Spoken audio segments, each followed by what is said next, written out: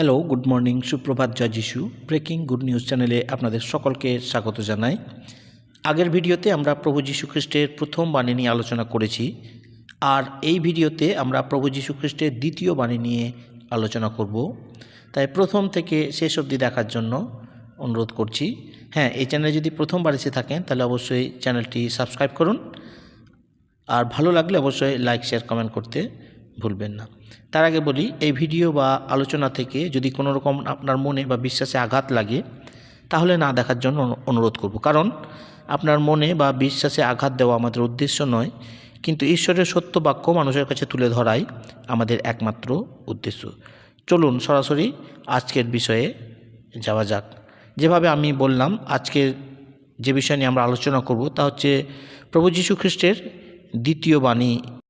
পবিত্র শাস্ত্র থেকে যে অংশটি নেওয়া হয়েছে তা হলো লুক লিখিত সুসমাচার 23 অধ্যায় 43 পদ। সেখানে এরূপ লেখা রয়েছে, আমি তোমাকে সত্য বলিতেছি, অদ্বৈ তুমি পরম দেশে আমার সঙ্গে উপস্থিত হইবে। আমি তোমাকে সত্য বলিতেছি, অদ্বৈ তুমি পরম দেশে আমার সঙ্গে উপস্থিত হইবে। দ্বিতীয় বাণী। সেদিন কালবেরি পর্বত শিখরে গলগাথার মাথার খুলির নামক স্থানে পাশাপাশি পোতা ছিল 3টি ক্রুশ। দুই পাশে 2 জন দস্যু, আর মধ্যস্থানে ছিল যিশুর ক্রুশ। তিনি বিনা অপরাধে বিনা দোষে ক্রুশ যন্ত্রণা ভোগ করছিলেন। এই যে 3টি সংখ্যাটি তার নিগ্রহ অর্থ বহন করে, যেমন তৃতীয় ঈশ্বর, পিতা, পুত্র, পবিত্র আত্মা। যিশু 3 জন অন্তরঙ্গ সহচর ছিল, যাকব, যোহন, পিতর। খ্রিস্টানুসারে 3টি মহৎ গুণ, বিশ্বাস, প্রেম ও প্রত্যাশা। মানুষের জীবনে ঈশ্বরের ইচ্ছা বা ঈশ্বর মানুষের কাছে যা সর্বদা আশা করেন, আশা, প্রার্থনা ও ধন্যবাদ। প্রত্যেকটা মানুষকে যা ঈশ্বর আদেশ দিয়েছেন 3 ধরনের চরিত্রের মাধ্যমে তার কাছে আসার জন্য, সমস্ত অন্তঃকরণ, সমস্ত প্রাণ ও সমস্ত মন দিয়ে ঈশ্বরের সান্নিধ্যে আসা বা ঈশ্বরের আরাধনা করা। জোনাভাববাদী 3 দিন 3 রাত্রি মৎস্যের ওপরে যাপন করেন বা মাছের উদরে যাপন করেন। স্বয়ং প্রভু যীশু খ্রিস্ট তার মৃত্যুর পর 3য় দিবসে পুনরুত্থিত হলেন। যিশুর জন্মের সময় 3 জন প্রাচ্যের পণ্ডিত 3 ধরনের উপহার যিশুর কাছে রেখেছিলেন। এই পাপের প্রায়শ্চিত্তকারী রূপে তার অমূল্য পবিত্র রক্ত দানের দ্বারা পেয়েছি স্বর্গীয় টিকিট বা রসিদ। 3টি ক্রুশের মধ্যস্থানে ছিলেন স্বয়ং প্রভু যীশু খ্রিস্ট ক্রুশবিদ্ধ। মধ্যস্থানে ক্রুশবিদ্ধ ব্যক্তিটি ছিলেন আমাদের মতো মানুষ, আমাদের মতো লোক, আমাদেরই রাজা। সর্ব অবস্থায় সম্ভ্রান্ত, মহত্বময়। কখনো তিনি ভেঙে পড়েননি। সমস্ত নির্যাতন, অত্যাচার নীরবে নিঃশেষে সহ্য করলেন, তবু মুখ খুললেন না। পরানো হয়েছিল কাঁটা দিয়ে তৈরি মাথায় মুকুট। হ্যাঁ, কাঁটা দিয়ে তৈরি হলেও কি হবে, যিশুর মাথায় কাঞ্চন কিরীট তুল্য শোভা পাচ্ছিল। তাই তো ক্রুশবিদ্ধ দস্যুদের মধ্যে একজন তাকে ঠিকই চিনতে পেরেছিলেন। সেই দস্যুটি যিশুকে রাজা বলে সম্বোধন করেছিলেন। আপনার রাজ্যে আমাকে প্রজা করার মিনতি করতে দ্বিধাবোধ করেননি। সেই দস্যু ভালোভাবে জানতে পেরেছিলেন যে যিশু কোনো অপরাধ করেননি, কোনো দোষ করেননি, তবুও তাকে তাদের সঙ্গে ক্রুশে মরতে হচ্ছে। কোনো অপরাধী নন, কিন্তু সে রাজা, তার রাজত্বের শেষ নেই, তিনি রাজেশ্বর। মাথার খুলি গলগাথা নামক স্থানে সেই কালবেরি পর্বতের ওপরে 2টি ক্রুশের মধ্যস্থানে রোপিত যিশুর ক্রুশ বৃক্ষটি। পাপে অগ্রসর মৃতপ্রায় মানুষের জন্য মধ্যস্থানে স্থিত ক্রুশটি ছিল জীবন বৃক্ষ, সমগ্র মানুষের উদ্ধারের কেন্দ্রবিন্দু। এই সেই মধ্যস্থানে ক্রুশটি। এই মধ্যস্থানে স্থিত ক্রুশবৃক্ষের ছায়ায় আছে সমগ্র মানুষের চির আত্মার বিশ্রাম ও শান্তি। এই ক্রুশবৃক্ষে আছে পাপী মানুষের শাশ্বত জীবন। পাপে পতিত মানুষ তার দুঃখ, জ্বালা, যন্ত্রণা থেকে যেন অমরত্ব না পায়, তাই এদন উদ্যানে মধ্যস্থানে ছিল যে বৃক্ষটি, সেই বৃক্ষটির সন্নিকটে যাওয়ার সমস্ত পথে ছিল স্বর্গীয় প্রহরী, যেন কেউ তাতে হাত না দিতে পারে। সেই মধ্যস্থানে বৃক্ষটি পুরাতন নিয়মের প্রকৃত ক্রুশ বৃক্ষটির প্রতীক। এক বৃক্ষের ফল ভোজন করার ফলে মানুষ পাপে পতিত হয়েছিল, কিন্তু কালবেরি পর্বতের মধ্যস্থানে যে ক্রুশ বৃক্ষটি আছে তার ফল ভোজন করে মানুষ ঈশ্বরের সন্তান হয়ে অনন্ত জীবনে উত্তীর্ণ হয়। সেই হারানো স্বর্গ পুনরায় ফিরে পেয়েছে মধ্যস্থানে স্থিত ক্রুশ বৃক্ষের মাধ্যমে। আমার আপনার অত্যাচারে অপমানে ঈশ্বরের একমাত্র পুত্র তখন কীট স্বরূপ হয়েছেন। তাই তো গীত সংগীতা রচয়িতা রাজা দাউদ বলেছেন, আমি মানুষ নয়, আমি কীট। ক্রুশবিদ্ধ খ্রিস্ট যিশুর সম্বন্ধে ছিল তার ভবিষ্যবাণী। আমরা সকলে পাপী মানুষ হওয়ার সত্ত্বেও তবু আমরা অনেকে নিজেদেরকে মহাপুরুষ বলে ভাবতে ভালোবাসি। আমি আপনি না হলেও বড় বংশের, বড় জাতির অথবা গণ্যমান্য বড় লোক তো নিশ্চয়ই।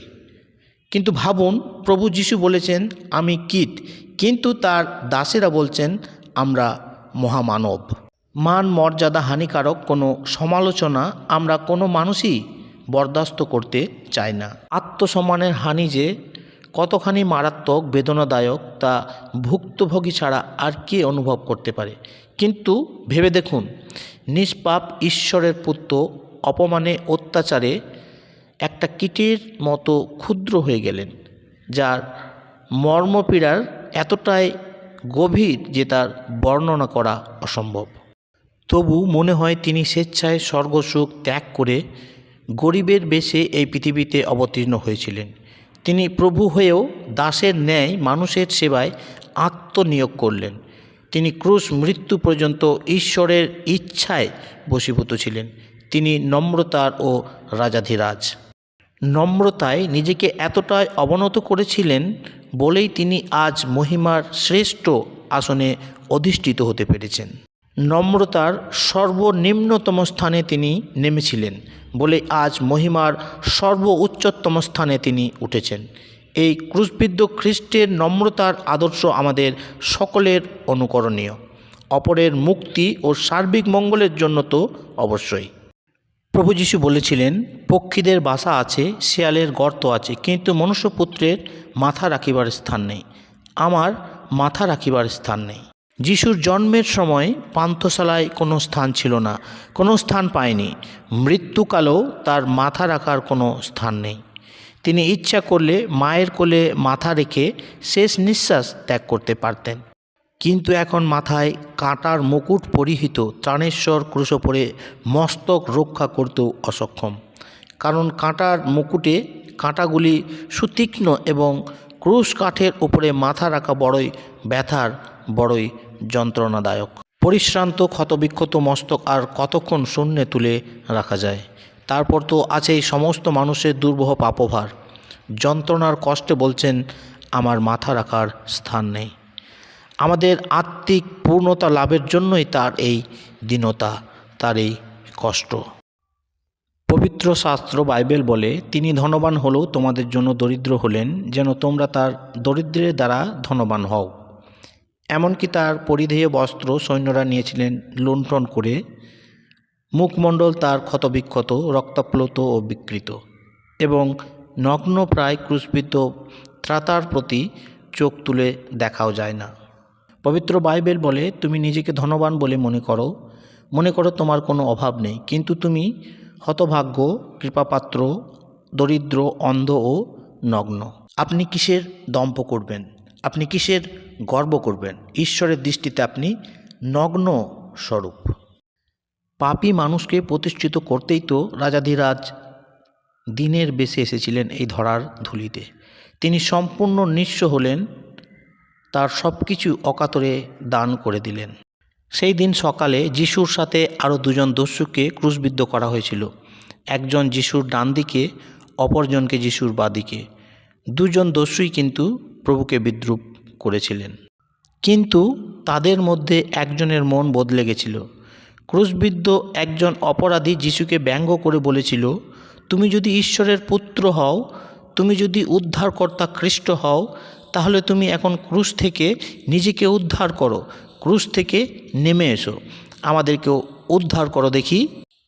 কিন্তু অপরদিকে ক্রুশবিদ্ধ দস্যুটি প্রতিবাদ করে বলেছিল, মরার সময়ও কি তোমার ঈশ্বর ভয় বলে কিছু নেই? যে অপরাধ ও মন্দ কাজ আমরা করেছি তার জন্য আমরা মৃত্যুদণ্ড ভোগ করছি, কিন্তু এই ব্যক্তিত্ব কোনো অন্যায় কিছু করেনি। তখন সেই অপরাধী যিশুকে বলল, যিশু, আপনি যখন রাজা হয়ে আসবেন তখন আমার কথা মনে রাখবেন। ঠিক সেই মুহূর্তেই যিশু বললেন, আমি প্রতিশ্রুতি দিচ্ছি, তুমি আজই আমার সঙ্গে পরম দেশে যাইবে। আবার বাইবেল বলে, যে কেহ প্রভুর নাম ডাকে সে উদ্ধার পায়। উদ্ধার লাভের জন্য কি করে তারা ডাকবে যদি তাকে না বিশ্বাস করে? বা কী করেই বা তারা বিশ্বাস করবে যদি তারা শুনতে না পায়? বা কী করেই তারা শুনবে যদি কেউ তাদেরকে এই বিষয়ে না বলে? তাই আজ হাজার হাজার মানুষ খ্রিস্টের সুসমাচার না শুনে খ্রিস্টকে জানার, খ্রিস্টের সত্যকে জানার বাসনা নিয়েই দিন যাপন করছে এবং মারা যাচ্ছে।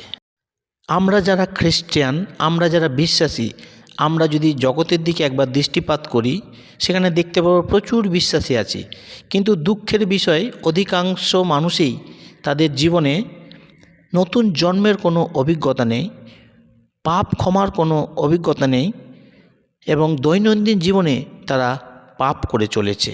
এমনকি অনেকেই জানে না কেন তারা খ্রিস্টান। তারা শুধু জানে বা শিখেছে বছরে কয়েকটি ধর্মীয় অনুষ্ঠানে ও পর্ব পালন করতে।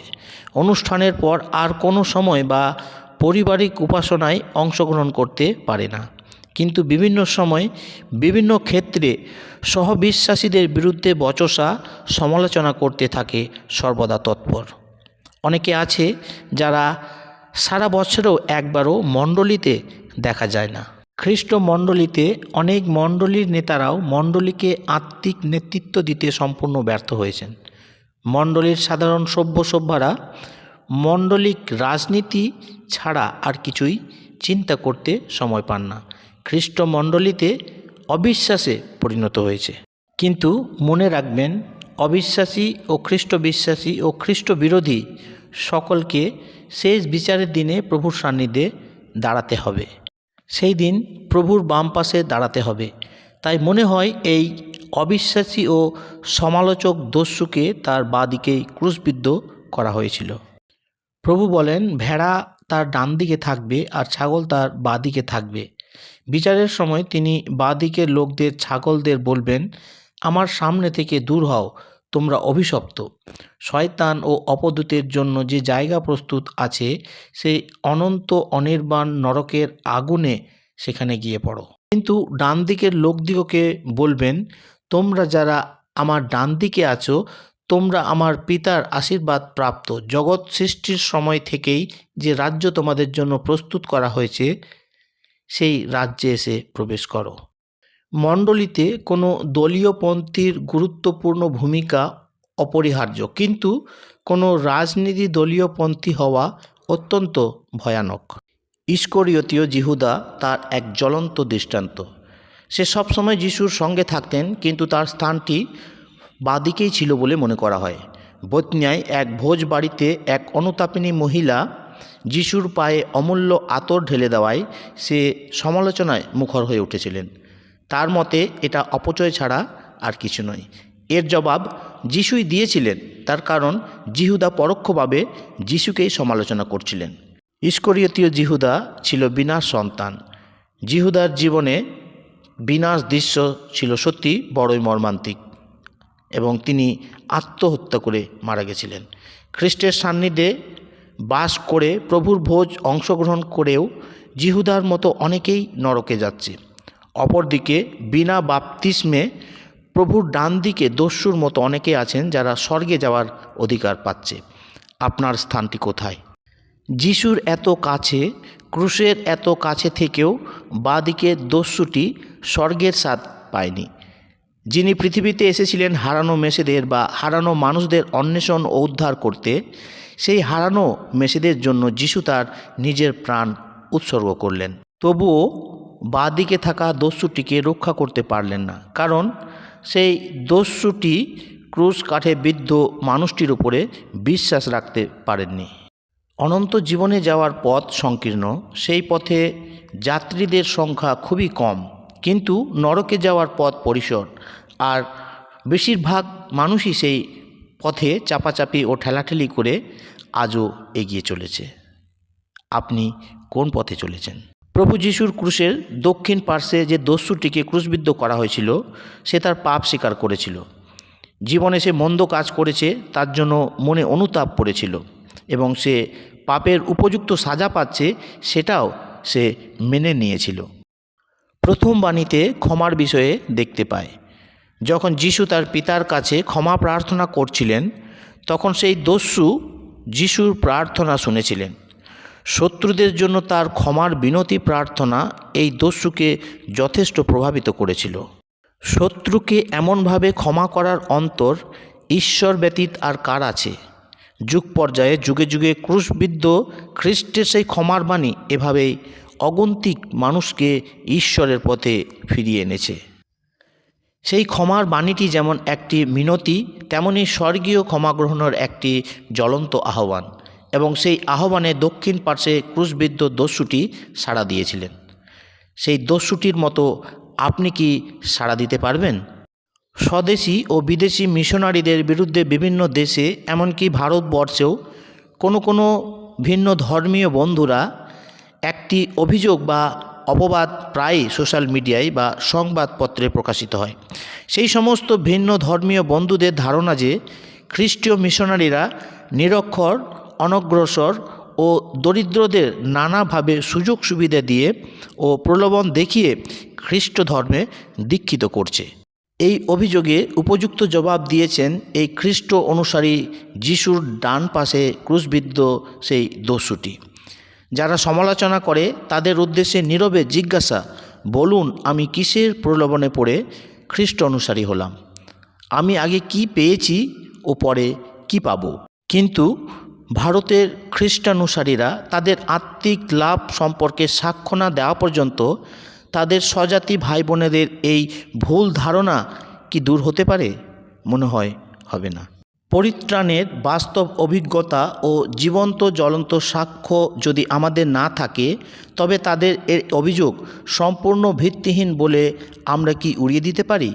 হয়তো পারি না। তারা এখনও ঠিক বুঝতে পারছেন না কেন জ্ঞানেন্দ্রমোহন ঠাকুর, সুরেন্দ্রমোহন বিশ্বাস, কৃষ্ণমোহন বন্দ্যোপাধ্যায়, বাংলার প্রথম ব্যারিস্টার, লালবিহারী দে, সমাজের গণ্যমান্য ব্যক্তিরা খ্রিস্ট ধর্মে দীক্ষিত হয়েছিলেন কেন? আপনি কি প্রভুর ক্রুশের ঠিক ডান দিকে আছেন না অন্য দিকে আছেন? ক্রুশবিদ্ধ ত্রাতার এত নিকটে বা সান্নিধ্যে এসেও কি আপনি তাকে বাম পাশের দস্যুর মতো নিরাশ করবেন? আজই তাকে ক্রুশবেদী থেকে তুলে আপনার অন্তর্বেদীতে প্রতিষ্ঠিত করুন। আজই পরিত্রাণের পুণ্য দিন। এখনই মুক্তির পবিত্র লগ্ন। এই পরিত্রাণ অগ্রাহ্য করে কেউ ঈশ্বরের দ্বন্দ্ব এড়াতে পারবে না। এই স্বর্গদত্ত সুযোগ আপনার একাধিকবার নাও আসতে পারে। প্রভু বলছেন, আজই তুমি আমার সঙ্গে পরম দেশে যাইবে। আজই তুমি আমার সঙ্গে পরম দেশে যাইবে। প্রভু আপনাকে সুযোগ দিয়েছেন তার রাজ্যে যাওয়ার জন্য। তাই আসুন আমাদের মন, অন্তঃকরণ, হৃদয় প্রভুকে সমর্পণ করি, যেন আমরা ঈশ্বরের রাজ্যের অধিকারী হতে পারি। এই ছিল প্রভুর বাক্য। প্রভুর বাক্যটি যদি ভালো লেগে থাকে তাহলে অবশ্যই লাইক, শেয়ার, কমেন্ট করবেন। হ্যাঁ, অবশ্যই আপনি যদি পরবর্তী বাণীগুলো শুনতে চান তাহলে আমাদের চ্যানেলটি সাবস্ক্রাইব করুন, যেন পরবর্তী বাণীগুলো আপনি দ্রুত যেন পেয়ে যান। ঈশ্বর আপনাদের সহবর্তী হোক। ঈশ্বর আপনাদের সকলকে আশীর্বাদ করুক। সকলকে জয় যিশু।